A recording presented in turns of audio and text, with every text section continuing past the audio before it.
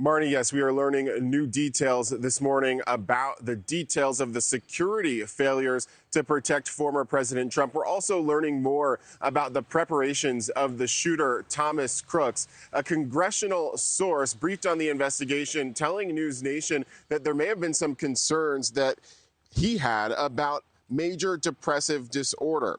In a congressional briefing, the FBI and Secret Service said Crooks was identified as a possible threat an hour before he fired the shots. He was spotted by law enforcement again 20 minutes before the shooting, looking through a rangefinder. That's a tool that hunters often use to measure distance. He also brought multiple loaded magazines, and investigators found a bulletproof vest and explosive in his car.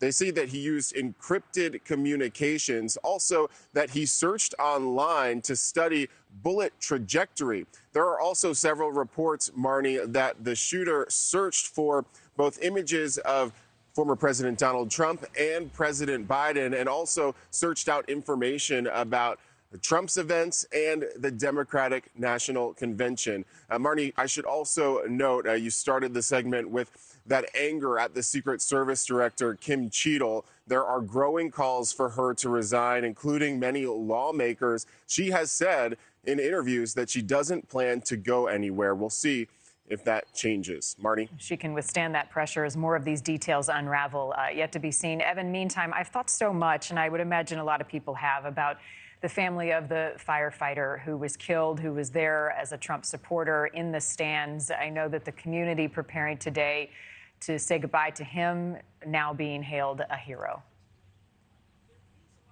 Yeah, Marni, we understand that today there is a visitation for that 50-year-old father of two, Corey Comparator.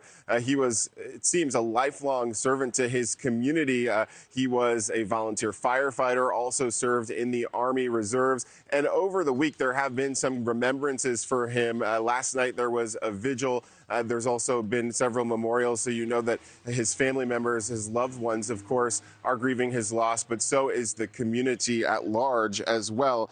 He is expected, we're learning, to have a private funeral and burial, and that's supposed to happen on Friday. Marni? All right, thinking about his family during this difficult time. Evan, thank you for watching. Go to newsnationnow.com to find NewsNation on your television provider. And don't forget to click the red subscribe button below to get more of NewsNation's fact-driven, unbiased coverage.